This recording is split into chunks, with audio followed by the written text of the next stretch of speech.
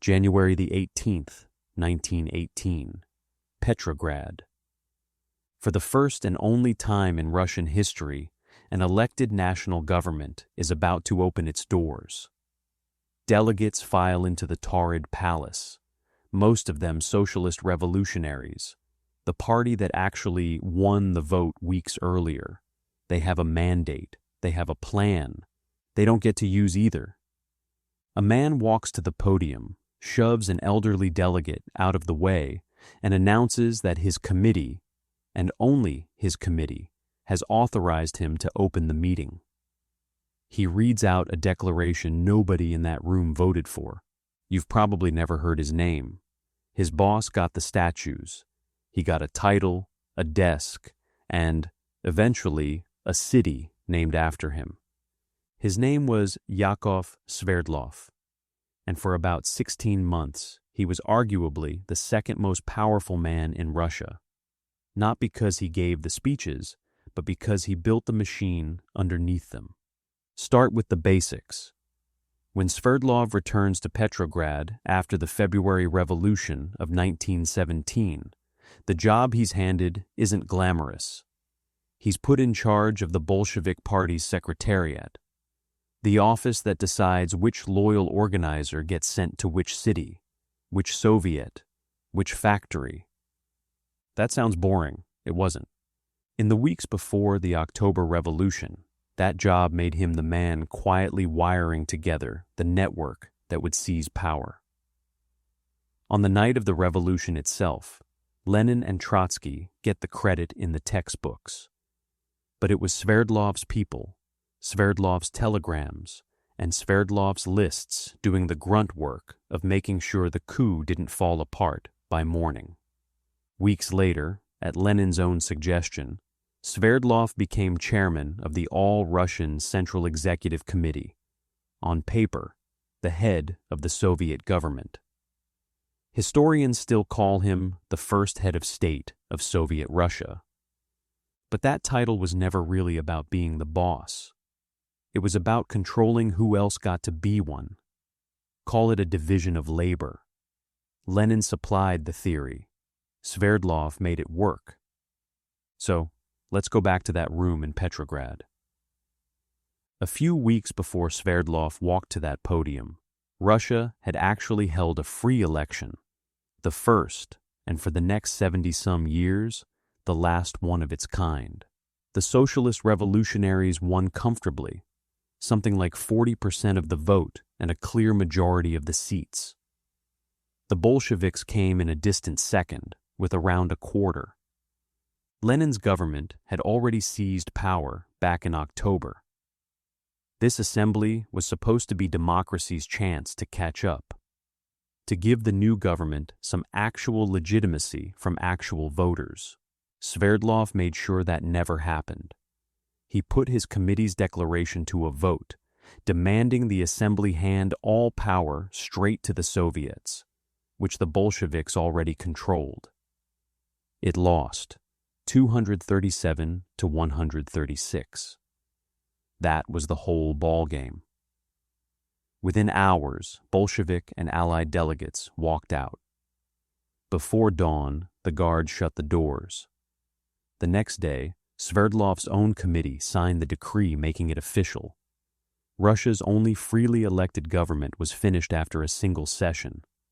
No coup, no tanks in the street, just a vote, a walkout, and a signature.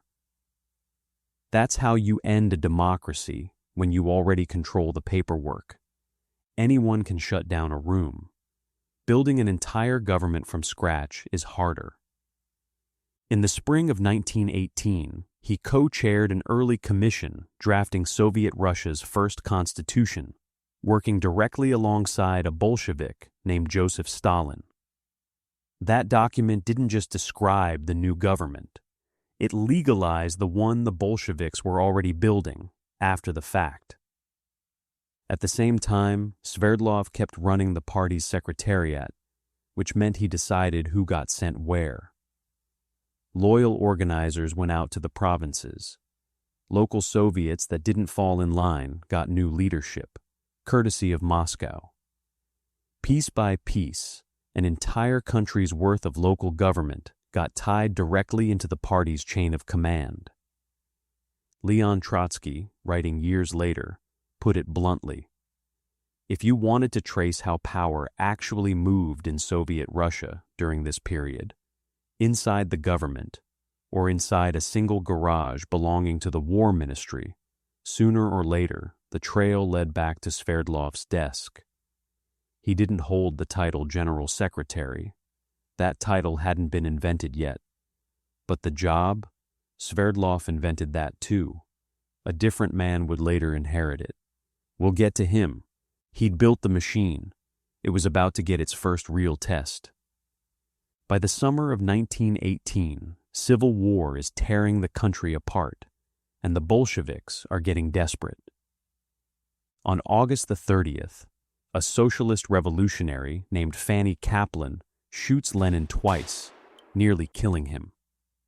The same day, in Petrograd, the head of the local secret police is assassinated. With Lenin down, it's Sverdlov who chairs the Central Committee and holds the party together.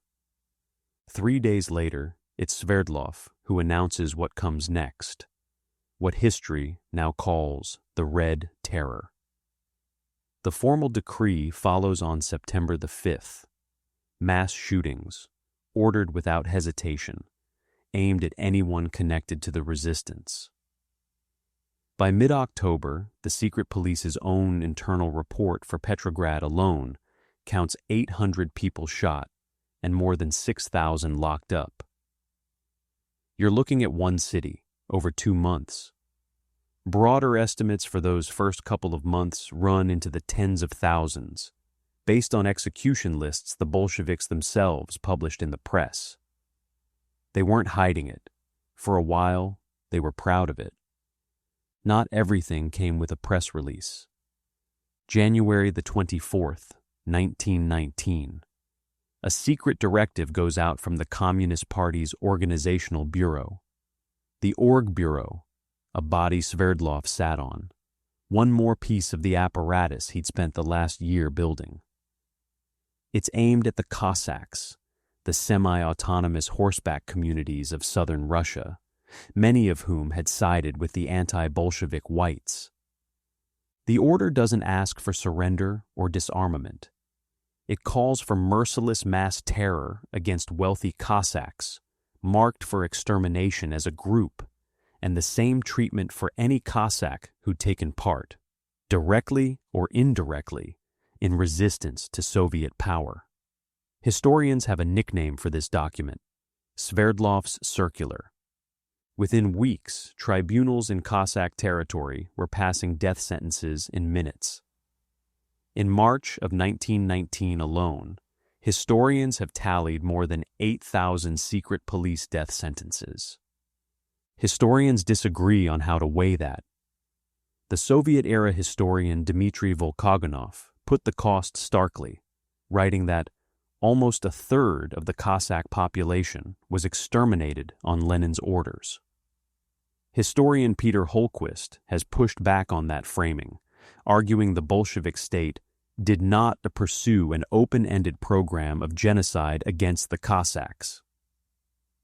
And then there's the most famous name on this list, Romanov.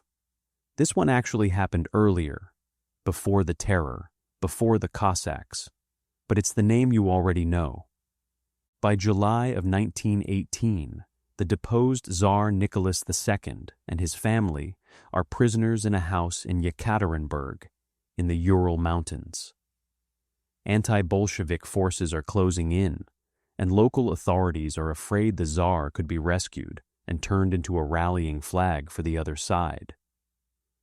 The Ural Regional Soviet decides the family has to die, but they don't just act. They send word to Moscow asking for final approval. That request lands eventually on Sverdlov's desk. According to the executioner's own later account, a signed response came back from Sverdlov just hours before the killing. That night, Nicholas, his wife, their 5 children, and 4 members of their household staff were shot in a basement. The next day, Sverdlov stood up and told the Soviet government what had happened. The record shows his own committee formally approved the Ural Soviets' decision after the fact and assigned Sverdlov, along with 2 other officials, to draft the public announcement. Here to him, and the answer came from him. Sverdlov didn't get long to enjoy any of it. In early March of 1919, while on a speaking tour meant to rally support for the war effort, he fell seriously ill. The official cause was influenza, the same Spanish flu pandemic that was killing millions worldwide that year. He was dead within days, in Moscow, at 33 years old. There are other theories. Some accounts claim he was actually beaten by a crowd of workers during a stop in the city of Oryol. It's a persistent rumor, and also one that no historian has ever backed with actual documentation. Take it for what it's worth. Unproven. Lenin delivered the eulogy himself, calling Sverdlov irreplaceable, the man who chose and placed personnel across every department of the new government. Nobody else knew the personnel the way he did, and nobody obvious was standing by to take the job. Sverdlov had spent those same 16 months building the exact role a later general secretary would use to take control of the entire Soviet Union. The man who decides who gets promoted, who gets exiled, and who gets shot. Some historians argue that if Sverdlov had lived, he, not Stalin, would have been the natural person to inherit that machine. Instead, he was in the ground within the month. The job he'd invented didn't disappear with him. It just sat there, waiting for someone else to pick it up. You already know who did. So, why does any of this matter a century later? Because Yakov Sverdlov is proof that you don't need to be the face of a dictatorship to build one. He never gave a speech anyone remembers today. Even the city that carried his name for almost 70 years has quietly changed it back. What he built was quieter and in some ways more essential. The personnel files, the party discipline, the chain of command that let a small group of true believers run an entire country by memo. Every regime that came after, Stalin's and the ones that copied Stalin's playbook, needed someone like him. The organizer, the man who makes terror efficient instead of chaotic, who makes purges look like paperwork. History remembers the men who gave the orders. It's worth remembering the ones who built the system that carried them out.